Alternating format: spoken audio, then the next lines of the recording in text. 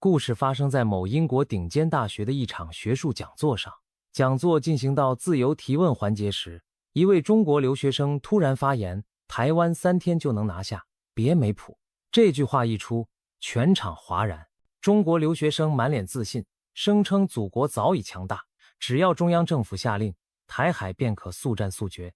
现场气氛瞬间紧张，同学们窃窃私语，不少来自台湾或西方国家的师生眉头紧皱。就在众人议论纷纷时，一位英国教授站起来，以幽默辛辣的方式予以回击。他先是半开玩笑地说：你确定是3天，还是你爸3天就能从宿舍买菜回来？引发全场哄堂大笑。随后，这位教授认真指出，中方口口声声强大的背后，其实有许多问题和现实挑战。他谈到经济增速放缓、人口老龄化、社会矛盾等，又调侃中国学生：你能拿出台湾选举那天的投票率来吗？全场气氛骤然活跃起来，人们开始思考两岸问题的复杂性。这一幕在网络上热传，有人将当时情形称作外国教授狂怼小粉红，也有人调侃中国留学生的言论过于狂妄。这场对话虽然情节戏剧化，却反映了两岸议题的敏感性和多方观点的碰撞。有评论指出，一些中国留学生战狼化，难以容忍任何对中国政府的批评。西方高校长期出于商业利益而纵容他们，这是近年来才出现的新现象。英国教授的犀利反问与真知灼见则给大家带来震撼。在两岸关系和国际格局面前，简单的口号难以自圆其说。要理解现场的激变，需要回顾两岸关系的历史脉络。1946年战后，日本根据开罗宣言等协议，将台湾归还给中国。1949年国共内战结束，中华民国政府撤退到台湾，中华人民共和国政府在大陆建立，两岸自此分治。1971年联合国大会通过2758号决议，承认中华人民共和国政府为中国在联合国的唯一合法代表，台湾退出联合国。1979年，美国与中华人民共和国建交，奉行一个中国政策，但同时通过台湾关系法，对台湾提供防卫性武器，确保台湾自卫能力。2000年代以来，台湾民主化深入，2000年与2020年2度实现政党轮替，对两岸互动产生深远影响。从历史看，中华人民共和国政府一直坚持一个中国原则，主张台湾是中国不可分割的一部分。而台湾方面存在不同声音，民进党政府倾向维持现状，认为台湾已经事实上独立，不接受统一模式。国民党则宣称中华民国全中国主权，支持两岸和平交流。国际上，大多数国家遵守一个中国政策，不承认台湾为独立国家。英国外交部门曾称，台湾是一个稳定、充满活力的民主地区，有自由新闻和独立司法，这反映了西方看重台湾民主成就的一面。在联合国和外交层面，台湾由于中国坚持，多数国际组织中处境尴尬。近年来，各国议会公开声明强调，联合国2758号决议并未规定中华人民共和国拥有台湾主权。例如2024年英国下议院通过的动议就指出，该决议与台湾地位无关。加拿大、欧盟、荷兰、澳大利亚等国也发出类似声音，这些都是在向中国的教条立场发出不同观点。当前两岸局势紧张不安，近年中国大陆不断在台湾周边举行军演。台湾国防部发布数据显示，自台湾新任领导人赖清德2024年5月就职以来，进入台湾周边空域的中国军机数量已翻倍。大陆官方宣称要对此举进行严正警告，并进行所谓封锁岛链、登陆演习，模拟夺取台湾控制权。台湾方面也采取了相应军事准备，例行的汉光演习近年来规模大增，并强调贴近实战模拟，以检验对抗敌军登陆、空袭的准备情况。然而，中国内部并非铁板一块。国家领导人在2024年元旦讲话中，虽强调祖国统一是历史大势所趋，并重申必将实现统一，但同时也承认对台政策必须稳中求进。在强硬口吻背后，中国面临众多挑战，人口下降、经济放缓、社会矛盾交织复杂。首先，中国人口持续下降，挑战严峻。2022年中国人口首次出现下降，2024年已连续第3年下降，出生率长期走低。加上疫情影响，2024年出生人数不足1000万，明显低于高峰水平。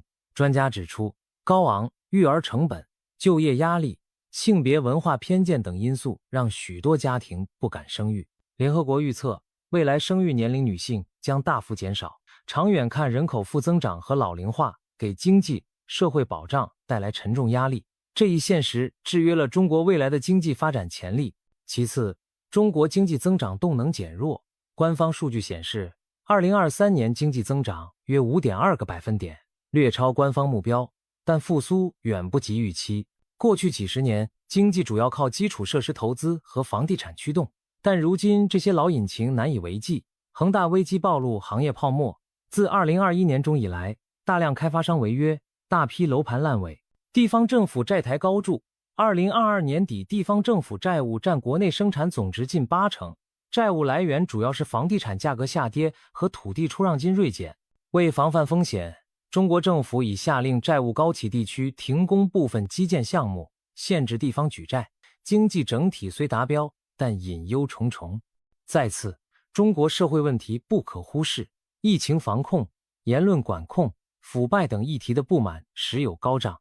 台海局势敏感，任何碰瓷式言论都会引发网络风暴。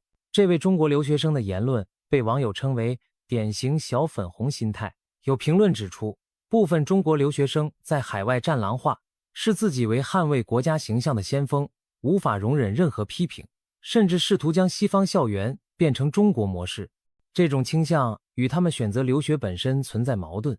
既然国家那么美好，为何还要去西方受教育？一种猜测认为，这或与部分家庭利用海外留学途径转移资产有关。总之，中国现状并非留学生口中所呈现的铁板强大形象，内部问题和国际现实都为大国崛起蒙上阴影。台湾方面则不断强化防御，多次举行大规模实弹演习，并努力贴近实战模拟。台湾媒体报道，今年汉光演习去除形式主义展示，将演习定位尽可能贴近实战、夜战，风控并重，重点练习如何击退大陆可能进攻。对台湾民众来说，这是半个真战的体检。政府告诉他们，一旦紧急状态，任何人都要准备保卫家园。与中国政府与部分民众相对强硬的立场不同，英国及其他西方国家普遍倡导以和平方式解决台湾问题。虽然绝大多数西方国家名义上承认一个中国政策，不与台湾建立正式外交关系，但他们同时对台湾伸出援手，并警告中方。以美国为例，美国政府虽遵循一个中国政策，但根据台湾关系法，仍向台湾提供武器，维护其自卫能力。美国总统公开表示，美国不支持台湾独立，但也曾暗示，如果中国对台湾动武，美国将出兵防卫。可以说，美国在承认一个中国立场与对台湾安全支持之间采取战略模糊，即同时给中国和台湾以信号。欧盟方面近年来也高度关注台海局势，欧洲多国外交高层访问中国时，公开呼吁北京不得武力改变现状。德国外长在北京对媒体表示，中国若企图控制台湾将不可接受，并对欧洲利益带来严重后果。欧盟外交事务负责人强调，一旦台海爆发军事冲突，对全球贸易都会是恐怖场景，因为台湾海峡每天通过世界一半货运。这些言论显示，西方国家虽然与中国在台海主权问题上存在分歧，但都极力呼吁和平稳定。加拿大、荷兰、澳大利亚等国议会也通过决议，拒绝中国对联合国决议的单方面解读，表明不默认北京对台湾行使主权的理论。英国态度也在悄然变化。英国政府在印太战略更新报告中首次提及台湾问题，明确表示要维护台湾海峡和平稳定。英国下议院外交事务委员会公开指出，台湾已经是一个独立的国家，并认为台湾具备国家所有要素。不过，英国与中国仍有重要经贸关系，外交政策必须权衡利益，因此英国虽支持台海和平，却也不轻易触碰一个中国底线。目前英国政府已表态不会改变长期政策，但也在检视台新政策，包括是否对台军售等选项。总的来说，西方对两岸问题的态度是反对战争，支持台湾民主稳定。美国、欧盟和英国等都谴责用武力解决台湾问题，并与台湾保持非官方但紧密的交流与合作。这一立场令中国的单边强硬言论遭到国际社会质疑与牵制。在笑声和掌声中，这场跨国辩论落下帷幕。或许很多观众心想，若真爆发台海冲突，3天能拿下，还是连3天都熬不过？有人开玩笑道，3天不行的话，3个月。总之犯我中华者，虽远必诛。这种幽默虽带着自嘲，却提醒大家，任何战争代价惨重。想想台湾产业链、科技晶片在全球分布和依赖，谁也不愿看到真刀真枪的对抗。未来可能走向何方？也许会出现世界大战，也许美中再度经济竞争。但不管怎样，两岸问题最终要靠谈判与智慧化解。正如英国教授最后说的，在相互嘲弄之后，更该反思各自处境。对中国而言，解决内部问题与增强软实力才更踏实；对台湾而言，继续扩大国际认同和提升防御能力，才能和平过日子。两岸人民与世界民众也从这场口水战中学到什么：狂妄发言难敌现实挑战，幽默反讽常胜一时。下次当视频再度播放时，我们可能调侃那位中国留学生的豪言壮语，但也要提醒自己，台海稳不稳定，不是靠嘴上说2句就能决定的。未来或许充满变数，但愿当我们拿起遥控器笑看这段视频时，现实世界中的两岸与全球和平稳定仍在前行。